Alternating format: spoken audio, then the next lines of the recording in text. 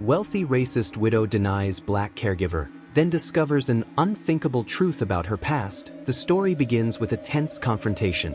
Mrs. Henderson, a wealthy elderly widow, is livid when she learns that her new caregiver, Anita, is black. The audience is drawn into the conflict as Mrs. Henderson makes it painfully clear that she refuses to be cared for by someone like her. Anita, calm and professional, stands her ground despite the offensive comments. This immediate clash sets the stage for the powerful transformation that's about to unfold, pulling viewers in with emotional intensity from the start. Mrs. Henderson had always been proud of her home. The sprawling, old Victorian house stood tall at the end of the street, its ivy-covered walls a symbol of her wealth and status in the community. The neighbors admired it, and many remembered the lavish garden parties she used to host with her late husband, George. But now, the house felt empty. The once vibrant home had turned into a place of loneliness for the aging widow. George had passed away years ago, leaving her with only the company of her memories and a few distant phone calls from her children. Her children loved her, that was certain, but they were busy with their own lives. James lived on the West Coast, and Susan was raising a family of her own up north. They visited when they could, but it wasn't often, and Mrs. Henderson resented the distance.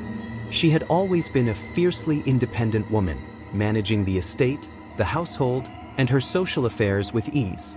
But time had a way of catching up with everyone, even someone as stubborn and strong-willed as Mrs. Henderson. Recently, her health had begun to decline. It wasn't anything catastrophic, just small things at first. She found it harder to move around the house without tiring. Her vision wasn't as sharp, and her hands would sometimes shake when she tried to hold her tea. These were all things she could handle, or so she told herself. But the fall last month had shaken her, both literally and figuratively. One misstep on the grand staircase and she had tumbled down 3 steps, bruising her hip and fracturing her pride more than anything else.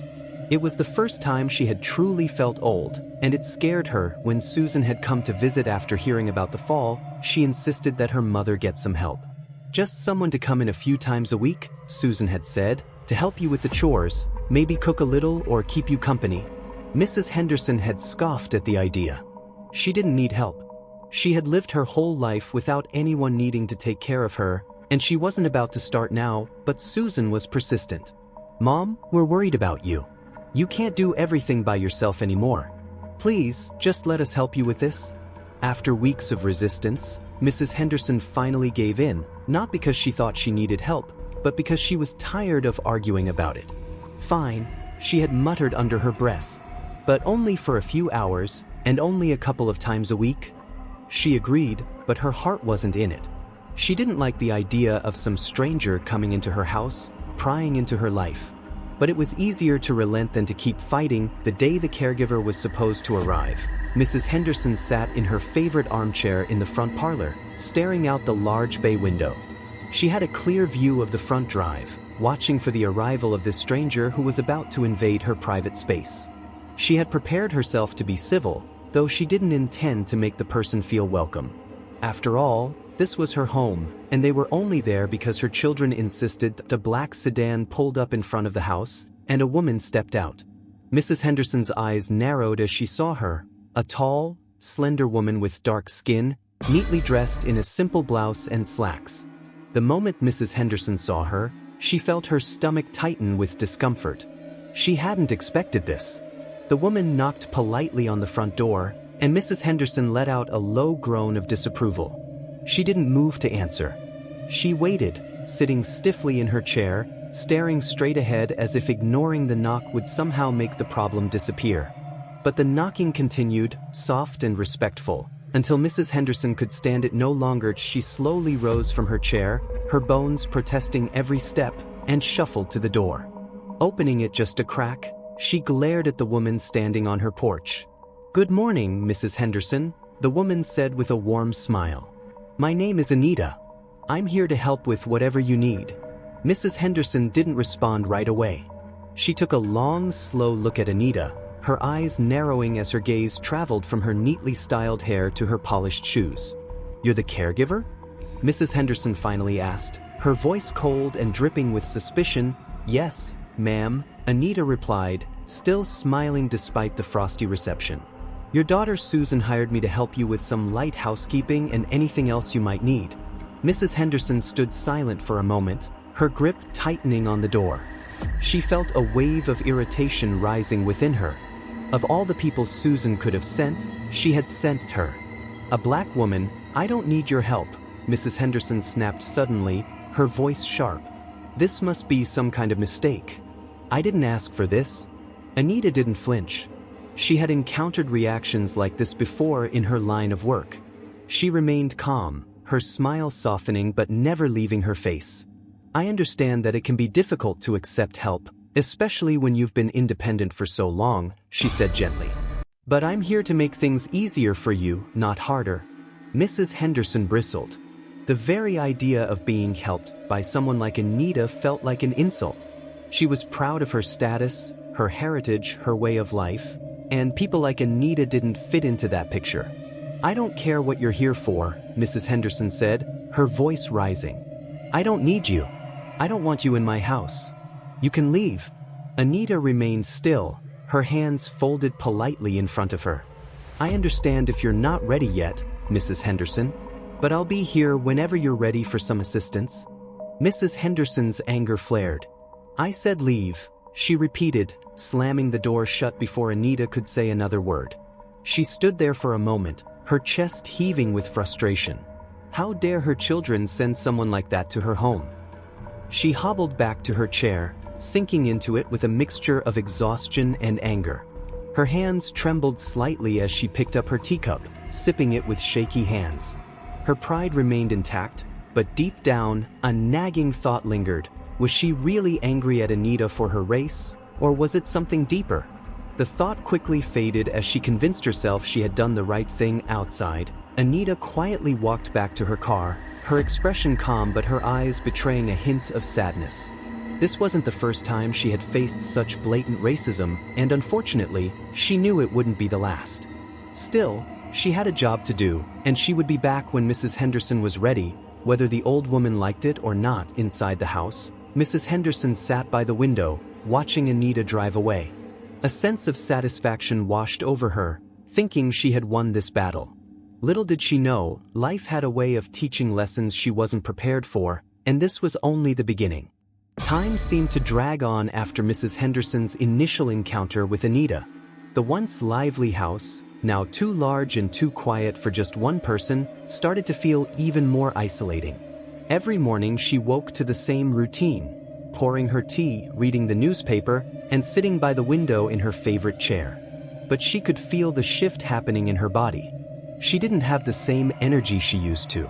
Simple tasks, like walking up and down the stairs or dusting the shelves, had become more taxing. Her hands shook more often, and the arthritis in her knees made standing for long periods a painful ordeal. But as stubborn as she was, Mrs. Henderson refused to admit that her age was catching up with her. The fall on the stairs had been a fluke, she told herself. An accident that could have happened to anyone. It didn't mean she needed someone else, certainly not someone like Anita, to look after her. She prided herself on her independence, on the ability to run her own household without relying on others, especially a caregiver. Weeks passed, and her children's calls became more frequent, each one carrying the same concern. "Mom, you need to have someone come and help you," Susan would insist. "It's not safe for you to be alone all the time. You need someone there." Mrs. Henderson always responded with the same sharp retort, "I'm fine, Susan. I don't need anyone hovering over me." But the truth was that she wasn't fine. She felt the weakness creeping in with every passing day, but she buried those thoughts deep, refusing to let them take roots. Then, one afternoon, something happened that Mrs. Henderson could no longer ignore. She was in the kitchen, making herself lunch, when a sharp pain shot through her chest. She gasped, clutching the countertop as she felt a sudden wave of dizziness overwhelm her. The room spun, and she struggled to catch her breath. Panic gripped her as she slid down to the floor, her body shaking with the shock of it. For what felt like an eternity, she lay there on the cold tile, her breaths coming in shallow gasps. Fear settled in, real and unshakable. She was alone, completely alone, with no one there to help her.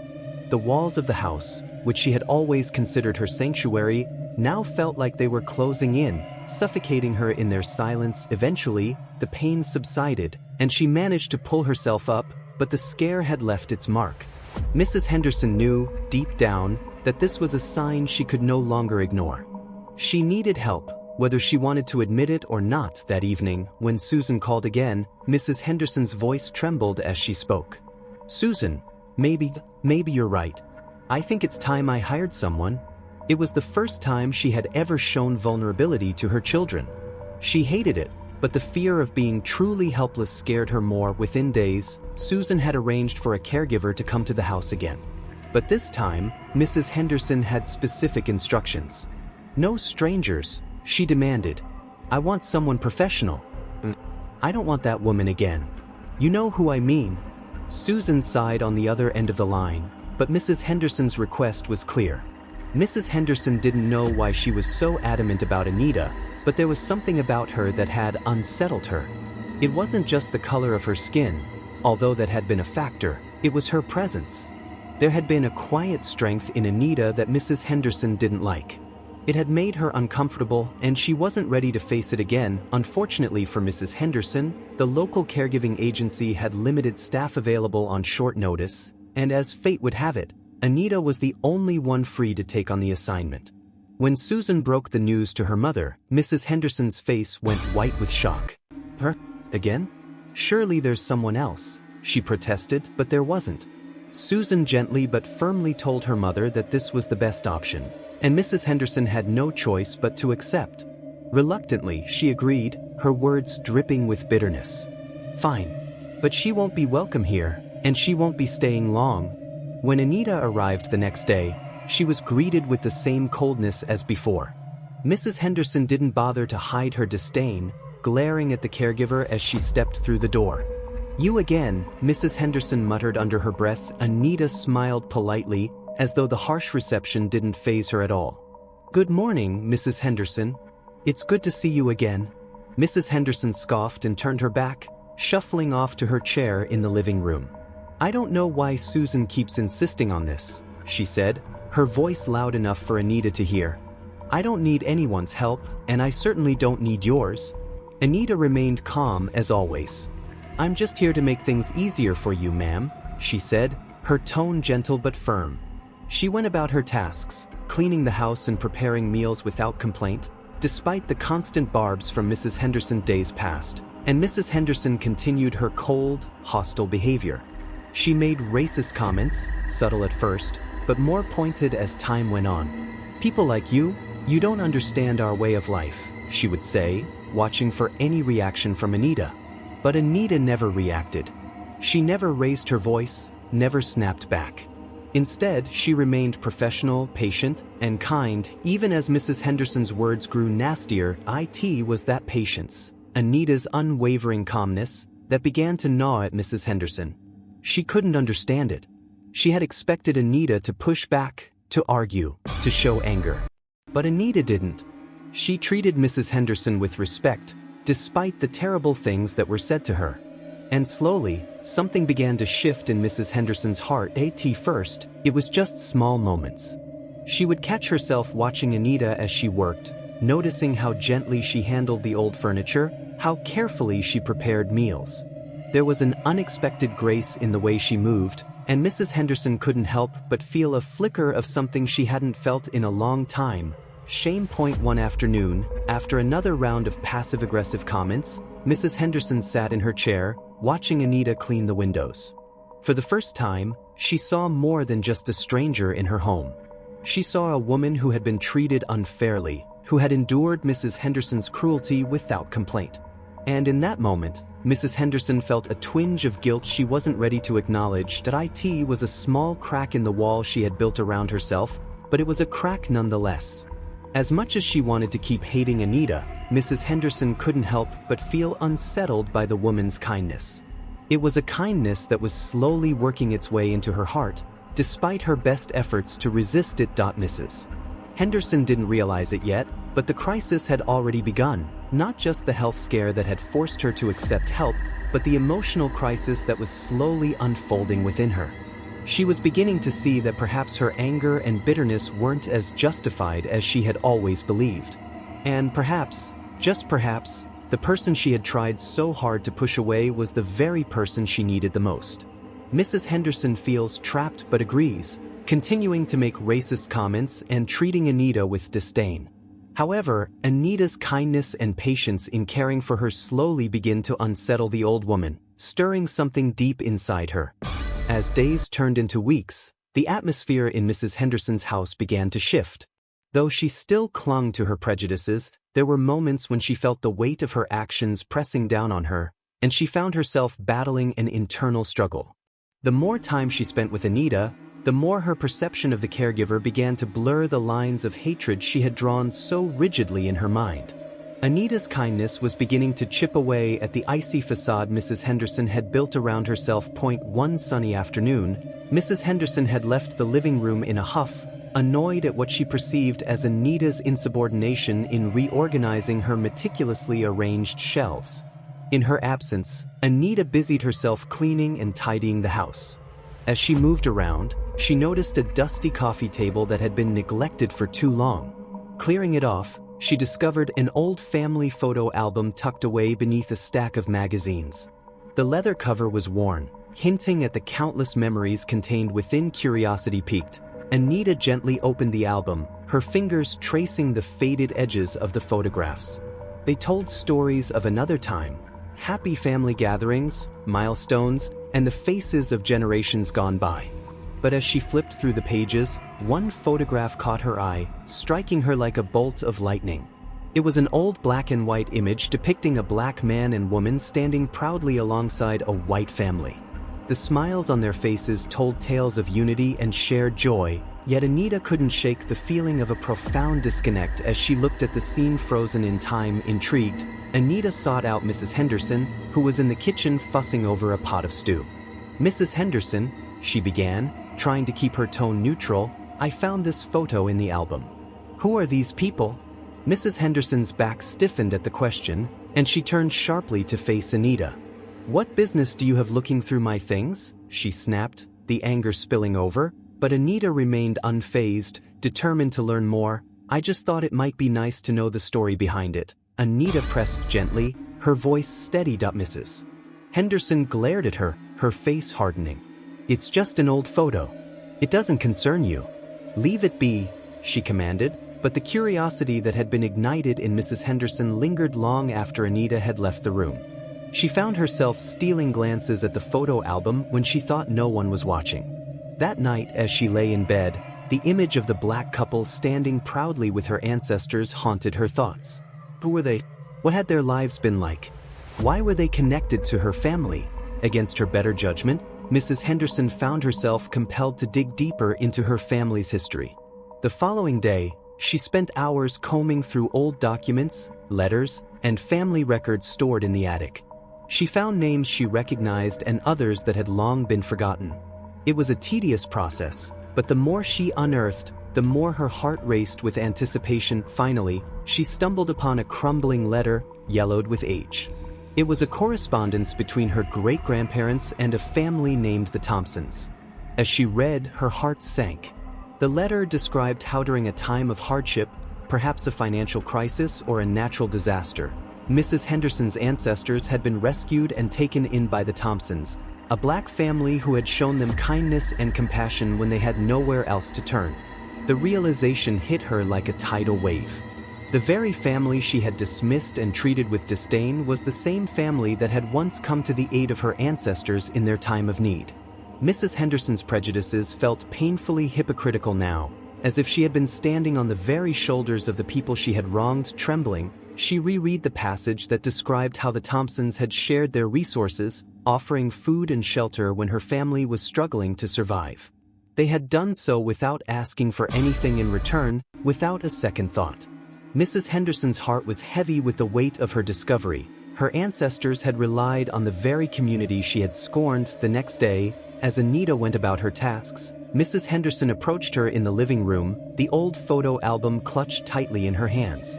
"Anita," she began, her voice trembling slightly. "I found something important." Anita looked up, her expression curious but cautious. "What is it, Mrs. Henderson?" "I found this photo," she said, her voice wavering. "It's of a black family that helped mine long ago. I didn't realize. I didn't know. My family received help from people just like you." Anita's eyes widened with surprise, and for a moment, the room was filled with an almost tangible silence.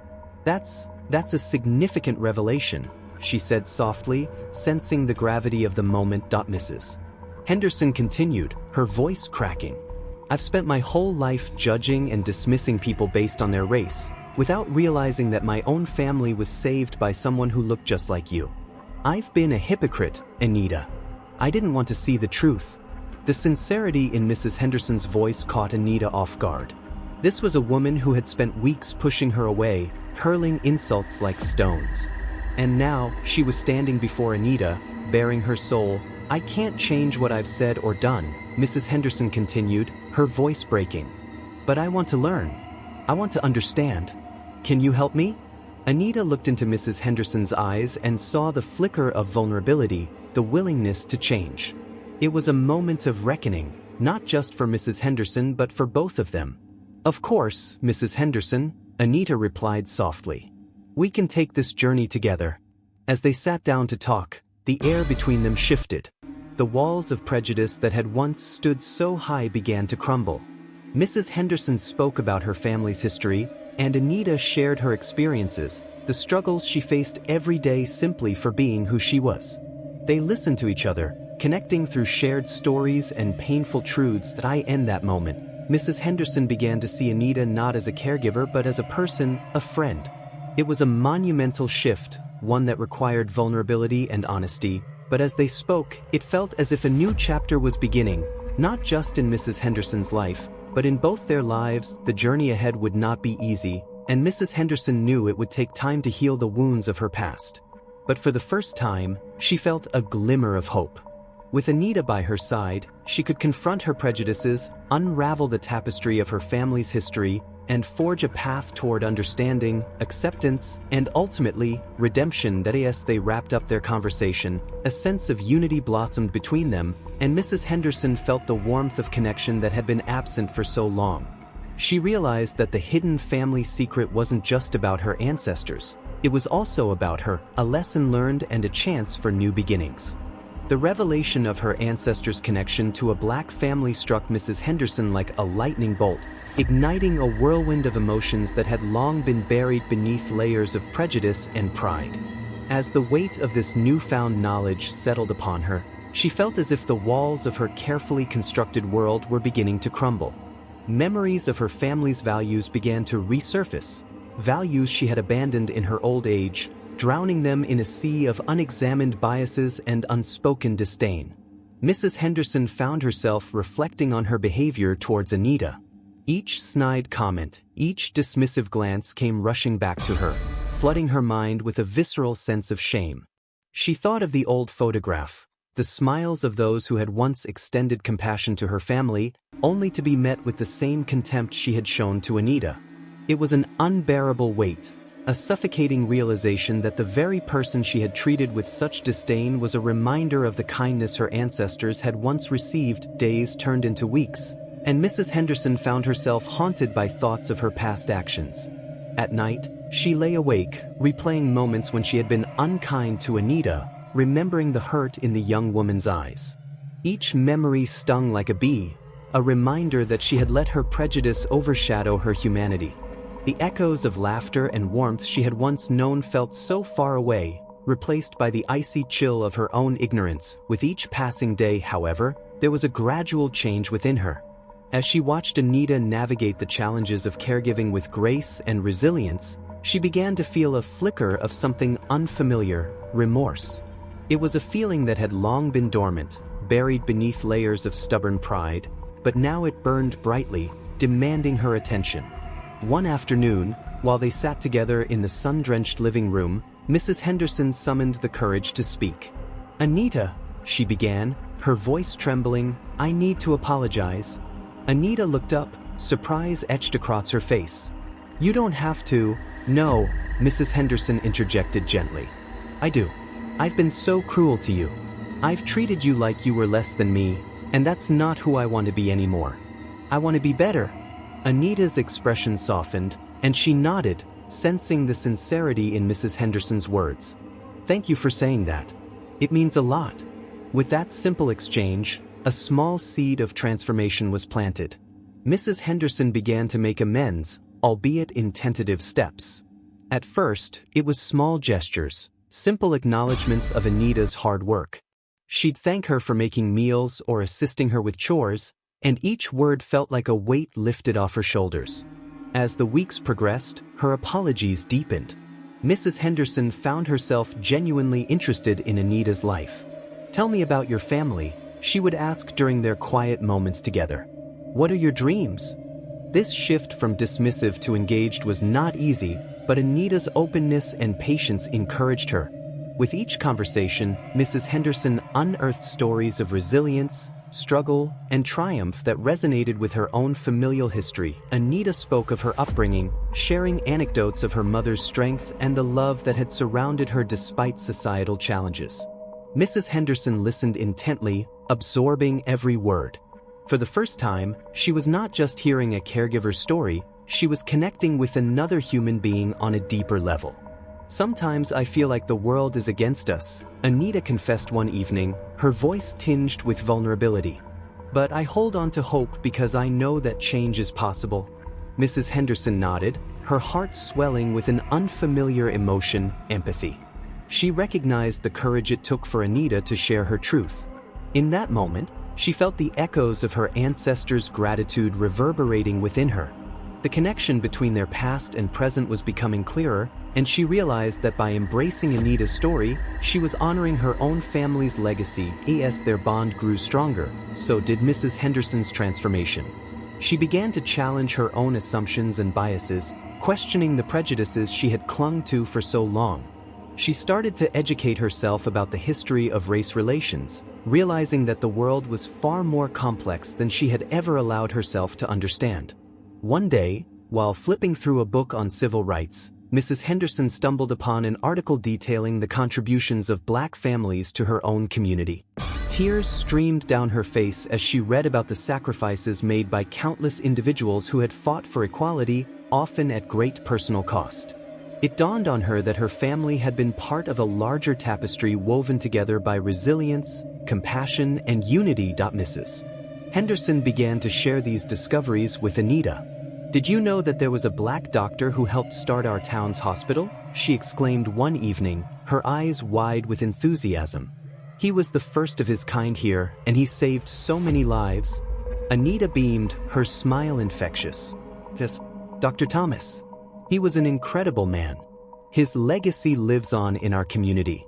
In those moments of sharing and learning, Mrs. Henderson felt a sense of liberation she had never known before. The chains of her past began to break, and she could feel her heart expanding to embrace the very diversity she had once rejected. With every story, every shared experience, she felt herself transforming, evolving from a woman defined by her prejudices to one enriched by compassion and understanding. One afternoon, as they worked side by side in the garden, Anita paused to admire the blossoms that had begun to bloom. "You know," she said thoughtfully, "I've seen a change in you. It's inspiring." Mrs. Henderson looked up, her heart swelling with gratitude. "Thank you, Anita. I couldn't have done it without you. You've shown me the power of kindness and the importance of connection." In that moment, she realized that her transformation was not merely about personal growth. It was about building bridges between their lives, understanding each other's stories, and fostering a friendship that transcended the barriers of race and prejudice. The more time they spent together, the more Mrs. Henderson understood that transformation was an ongoing journey, not a destination. There would be days of struggle, moments of doubt, and times when her old habits might threaten to resurface.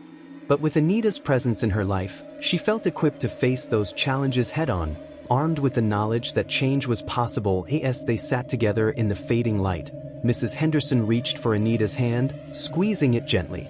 "I'm grateful for you," she whispered, her voice barely above a breath. Anita smiled, her eyes shining with warmth. "And I'm grateful for you, Mrs. Henderson." Together, we can keep growing and learning from one another.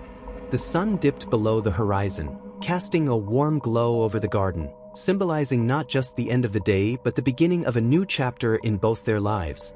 A chapter defined by understanding, unity, and the transformative power of compassion. In that moment, Mrs. Henderson knew that she had not just changed, she had embarked on a journey towards becoming the person she was always meant to be. The journey of transformation had led Mrs. Henderson to a point she never thought possible, a place of reconciliation, healing, and newfound understanding. One chilly afternoon, with the golden sunlight spilling through the window, she sat across from Anita in the cozy living room. The atmosphere was thick with unspoken words and emotions, a delicate tension that hinted at a breakthrough. Taking a deep breath, Mrs. Henderson steeled herself. She had carried the weight of her past for too long, and now it was time to share the truth that had emerged from her introspection. "Anita," she began, her voice trembling slightly. "There's something I need to tell you. It's about my family's history and the realization I've come to." Anita looked at her with curiosity and a touch of concern, encouraging her to continue.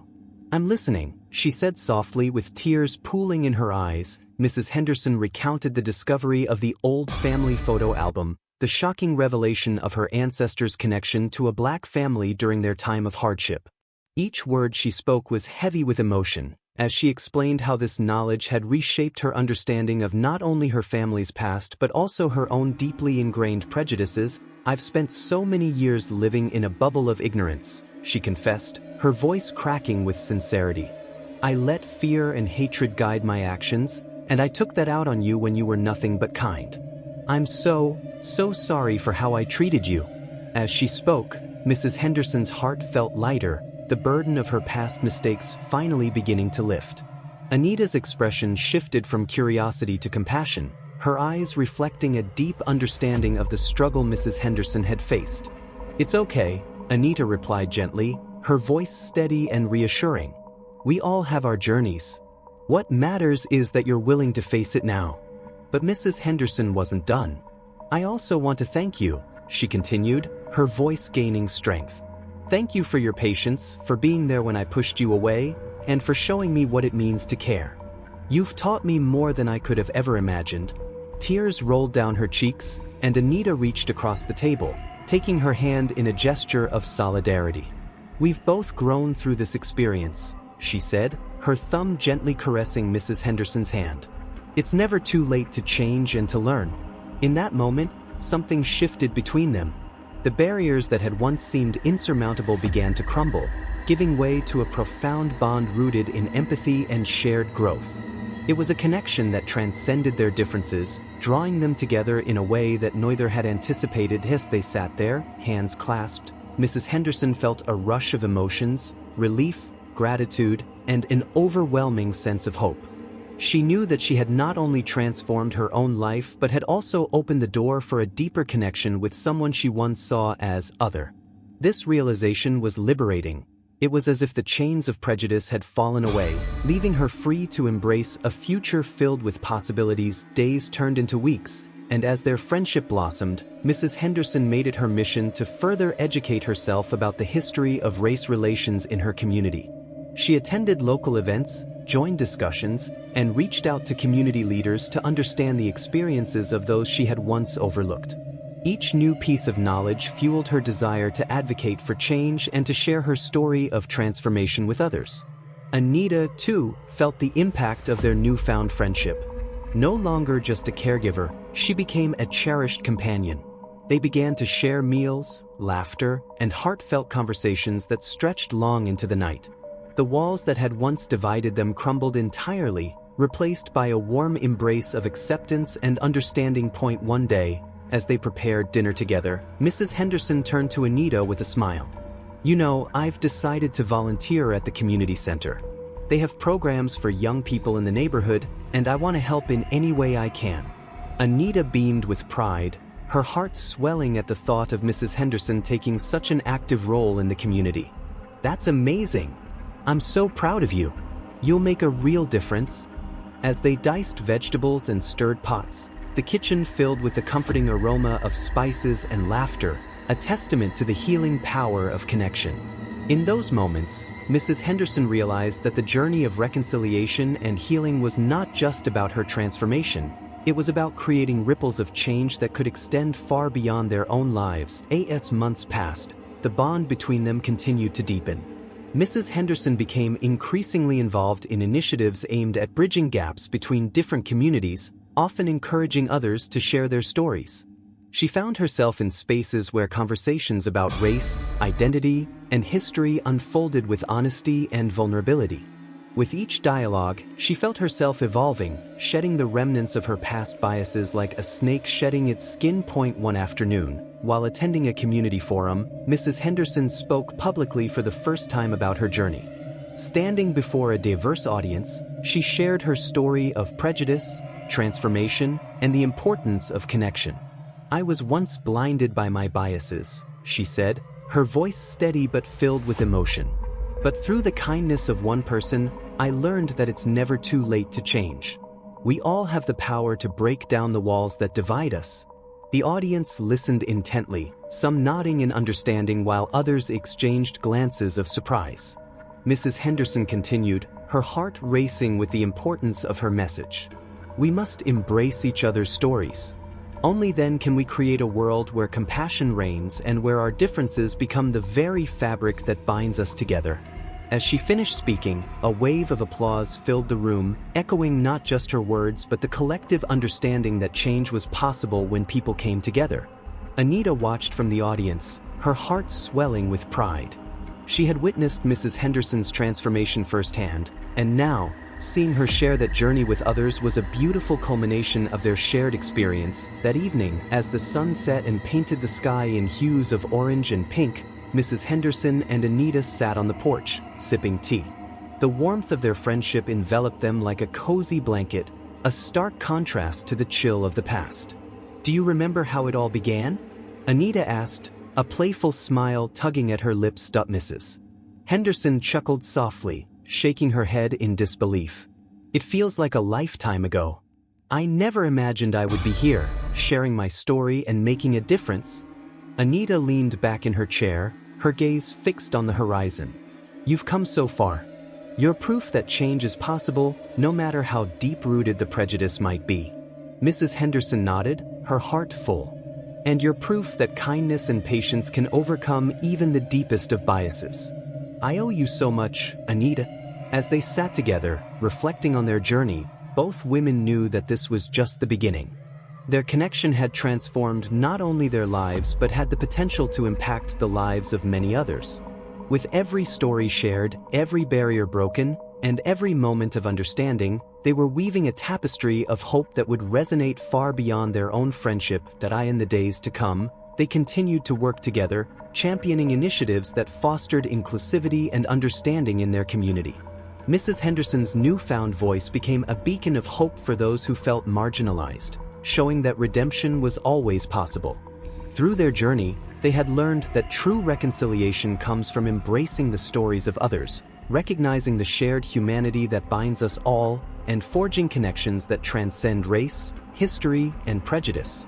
As they looked toward the future, they were filled with hope, knowing that together, they could create a world where love and understanding flourished. As we reflect on Mrs. Henderson and Anita's journey, let their story remind us that healing and transformation are always possible.